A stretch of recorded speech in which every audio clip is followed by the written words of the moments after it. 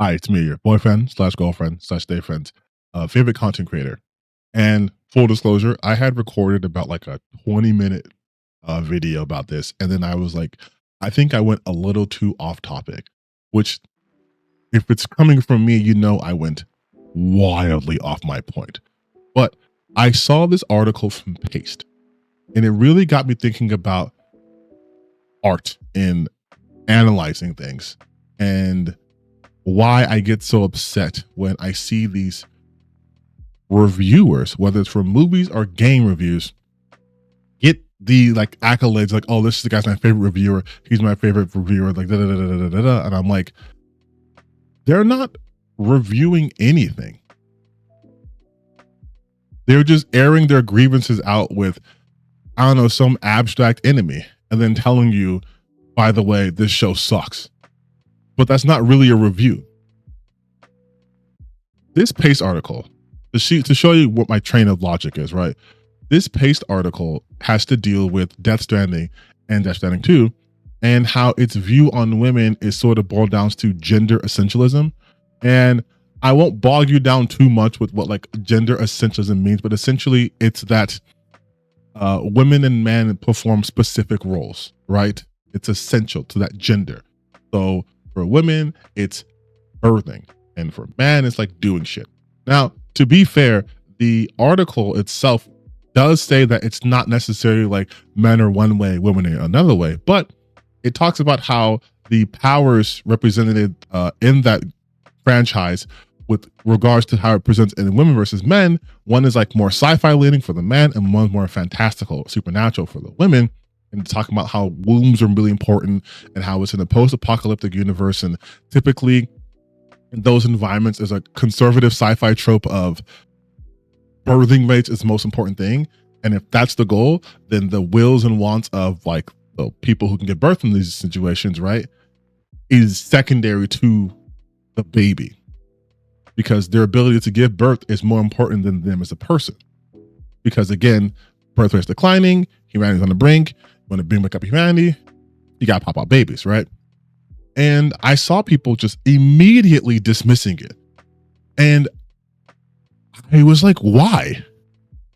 Why are we immediately dismissing this analysis? It's simply a framework to analyze the material.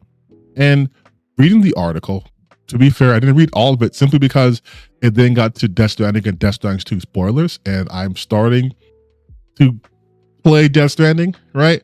So I didn't want to have anything spoiled for me. But this person isn't saying Death Stranding is an awful game, you shouldn't play it. They're not saying that Hideo Kojima is a bad man. They're not even telling you that you're a bad person for liking this game. They're simply stating that through this lens, right, it does fail a little bit more like a gender essentialism. They said that gender essentialism is a load-bearing like wall when it comes to Death Stranding. That's their analysis. I saw someone responding to me talking about it and they were saying, well, this is wrong because, this character does this and this character does that. And I'm like, the article did mention that, but I like the fact that they engaged with it. You're like, well, no, if I think about it, I understand the points they're making, but here are counterpoints. To me, that is the essence of what it takes to critique art and to engage in discussions about it. You are taking a specific interpretation of it, right? And then through that interpretation, you are asking these questions and people are, responding in kind. And now maybe you be like, hey, you know what? Now that we have this conversation or this discussion, maybe I was a bit too myopic in my approach. Maybe there was more wiggle room there and I was, focused too much on this or whatever, a new understanding of it. That's how art works. That's why you have like art history. You have art critics who have multiple interpretations. You go to a Getty, you go to a museum, you see a painting. There isn't just one interpretation of a painting. There's multiple. That's the point. The point of art is to give you that experience. You feel something. And then you get to interpret that feeling in a multitude of ways. It's also another way to get into the psyche of the person creating said art, even if they themselves aren't aware of it. You can play a video game and you can see how like, oh, maybe like the game designer for this level, or the environmental artist, or even the producer or the director, and you can see like little quirks of theirs. Like, oh, this is them. You play a Dark Souls game, there's a poison swamp, and somewhere Miyazaki is laughing his ass off. I like that. I like that we can understand creators through their work. That's fun. I absolutely hate it when people like to pretend that people who do that are looking too deeply into it. It's not that deep. I'm like, it is that deep. It should be that deep. This is spawning from someone's imagination. Imagination doesn't just exist in the ether. It is a culmination of people's experiences, how they view certain things and what they want from things, right? We have entire genres called fantasy, sci-fi.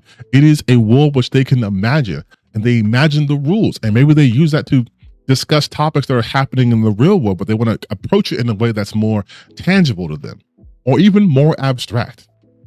Take what you want from it.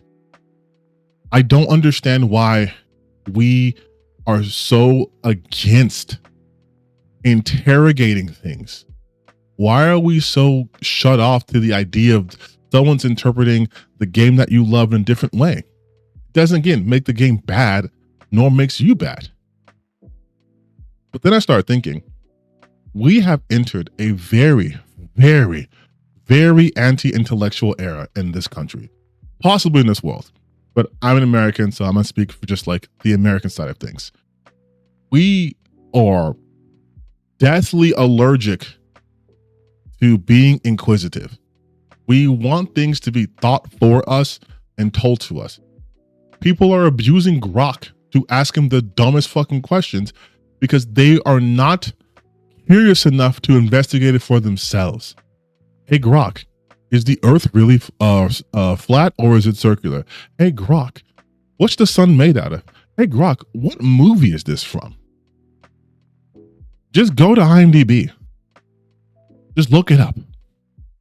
Also, on a serious note, stop using Grok because it's literally poisoning communities in Tennessee. I know empathy is kind of a dead art here, but I still have to try. Please stop using Grok. It's literally killing people. But we are so incurious. And then you look at the people who have filled that void, right? The intellectuals now are the people who are telling you that this show is woke and therefore bad. And that's it. You have people like Nerdrotic and Critical Drinker who have no concept of analysis, and all their critiques and reviews start and stop with, this person is non-white. Sorry, non-white and hetero. That's it. That is their framework. That is not a framework of analysis and for the media. That is quite simply someone airing their grievances with the fact that the world is changing and they're scared. Old man yelling at cloud. These people aren't reviewers. They don't analyze anything. They don't tell you why something is actually bad, or which again is subjective, but they don't even tell you why something doesn't even work. Like in my, I guess, debunking or dissection of one of Nerdrotic's videos on Ironheart, I think I do a pretty decent job pointing out like the inconsistencies of his arguments, the fact that he's being super disingenuous, right? And he's not actually analyzing the show itself, but rather what he believes the reasons why the show exists in the first place. Cost between $100 and $150 million, coincidentally greenlighting it right after the events of the Summer of Love, purely as a virtue signal, adds to the Olympus Mons. Yeah, dude. That's my favorite part. I was waiting for this dumbassery. So, you do not greenlight shows. The show came out, was what? He said 2020, right? Plans. If you recall, Ironheart was announced on December 10th, 2020, and filming was completed in November of 2022. So, hey. So when they say the Summer of Love, just so you guys know, it's like the BLM stuff. It's like that's what they're talking about. Like they say that shit as a reference to that. If that were true, what if they released it like right after Wakanda Forever came out? Or like released it like in December, because they're just trying to capitalize on that. They just, fuck the quality, just put it out right then and there. They are making massive assumptions about what's happened behind the scenes because they have no idea what it takes to go into production of something, which you should know when it comes to being creative. People like Nerdrotic aren't. He also doesn't understand what a legacy character is because he erroneously, not only in that video, but in other videos, which I saw later, which are this almost the same exact video he put out for the review of the first 2 episodes. He doesn't know what a legacy character is because he keeps calling Iron Man the legacy character, saying that Riri replaced the legacy character. But the legacy character is Riri. She's the legacy. She can't replace the character that she is. So even like the most basic understanding of the media they are supposedly able to critique, they fail at that. Beyond that, though, there is no discussion about the show internally. It's just simply they made this show because they wanted to push a woke agenda. It was during the height of Black Lives Matter. It was the height of wokeism. And then it was shelved. And then Kevin Feige saw it and was like, I'm gonna kick this down the can as long as kick the can down the road as long as I can, because oh boy, is it bad. And we've never, pulled a show for being bad. In fact, Inhumans ran for 12 seasons. Like, you see what I mean? Like, there isn't even a level of like basic critical thinking of like, hey, maybe, which I mentioned in that video, but maybe the strikes had something to do with the show, and shows was finished wrapping in Principle. They finished shooting Principle in 2022, and they finished editing the show in 2024. And in the same video, he was talking about how they rushed the production of it. How could they rush the production, but then it still not come out years later? That doesn't make any sense. But he knows he doesn't have to make any sense, because we're in a time where all you need to do is get people mad. That's it. We're at a point now where even a video of mine where I'm quite clearly breaking down why someone else is being racist, I am being called a race grifter. We have people who are just angry and uneducated with too much access to the internet and not enough people being curious as to to interrogate the media that they're watching. Going back to that Paste article, it is, again, not something that is admonishing the existence of Death Stranding. They're actually getting to some pretty minutiae, like pretty intense minutiae there, right? They're bringing in different sources and talking about how this is the sci-fi trope, and in this person's book and this person's study, they mentioned this and this and this and this and that. They're showing you what it used to be like. People would bring up an opinion online. They would back it up with sources, and they would let you know where they're pulling from, let you know their framework, let you know their ideologies. Now you have people who are just like, this shit's woke and gay and bad, and you shouldn't watch it. And we're calling them reviewers. Why? They're not reviewing. If you were playing a game, let's say, well, fuck it, Death Stranding. Let's say you bought Death Stranding 1 or 2, and you were like, you know what? Before I buy it, it's in my shopping cart. Let me see if I'd like this game or not. And then all the reviews you got were, Sam Porter Bridges is emasculated by women. Well, do you have evidence of that? No, he's emasculated by women. That's the review. What about the gameplay? What about how it feels? The environment? Is it optimized? No, just he's emasculated by women. How is that useful? How is that useful? Oh, there's a scene in this game where the male character has to beg a female character for assistance. Oh, so it's a scene in the game that has that? Okay. Can I get the context around that scene? Is this supposed to be a character turning point for the male character? Again, what is about the game is good or bad? Tell me about the game. Tell me about it. Because I know these grifters get mad when games talk about different themes. Or my God, when a reviewer, an actual reviewer, talks about, the fact that one of the game's themes might be about identity and expression. They get so mad, ugh. Or articles like Pace, where they go a step deeper. But wouldn't you rather have someone go deeper than right on the surface? Going deeper is good. Ask your mom. No, but seriously,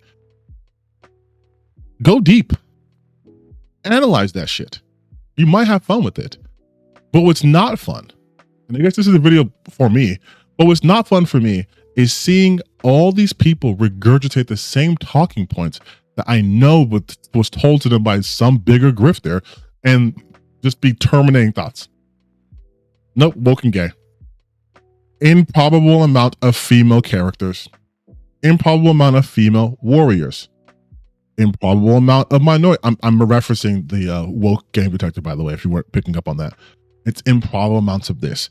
It's too many of X NPC. It's how come the white guy can't do this? It's this, it's this, it's this. But it has nothing to do with the actual material of the game or the material of the movie or the book or whatever that they're actually discussing. They have discussions around the material, but not discussions of the material.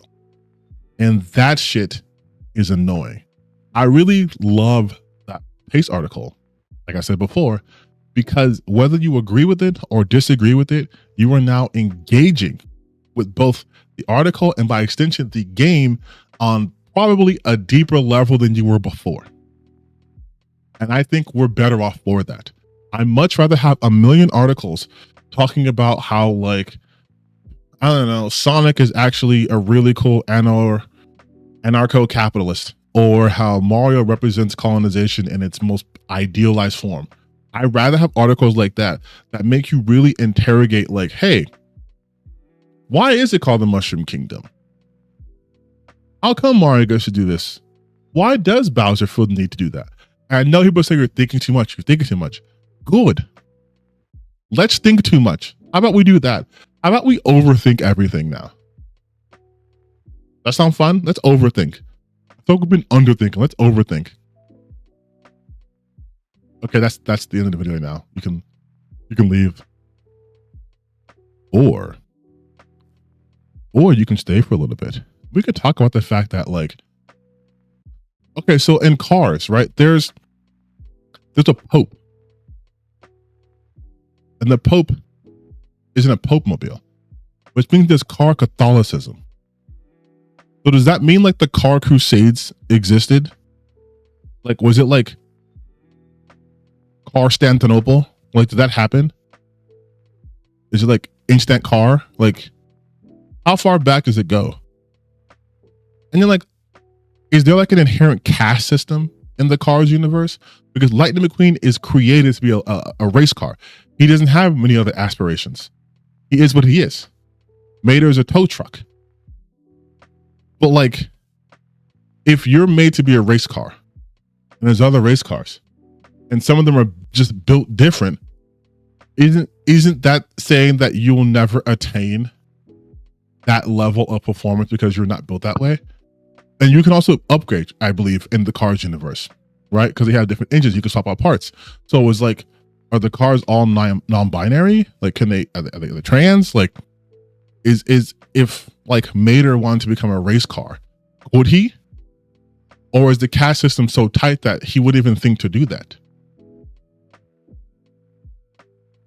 Did 9/11 happen in the Cars universe?